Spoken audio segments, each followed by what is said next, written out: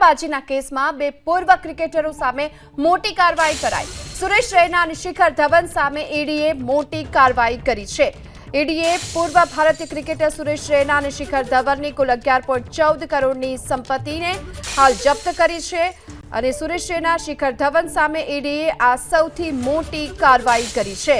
તો 11 કરોડ 14 લાખ રૂપિયાની મિલકત ટાંચમાં લેવામાં આવી છે। બંનેની આ સંપત્તિને ટાંચમાં લેવામાં આવી છે।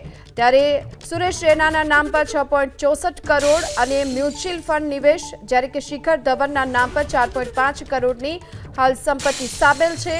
11 કરોડ 14 લાખ ટોટલ જે સંપત્તિ થાય છે તેને ઈડીએ હાલ તો ટાંચમાં લીધી છે અને આ અંગે તપાસ થઈ રહી છે। સુરેશ રૈના, શિખર ધવન બંને સામે ઈડીએ આ મોટી કાર્યવાહી કરી છે। બંને પર સટ્ટાબાજીના કેસ અંતર્ગત આ મોટી કાર્યવાહી કરવામાં આવી છે। આ બંને પૂર્વ ક્રિકેટરોની સંપત્તિને ટાંચમાં લેવામાં આવી છે। ઈડીએ કુલ 11 કરોડથી પણ વધુની સંપત્તિ જેને ટાંચમાં લીધી છે।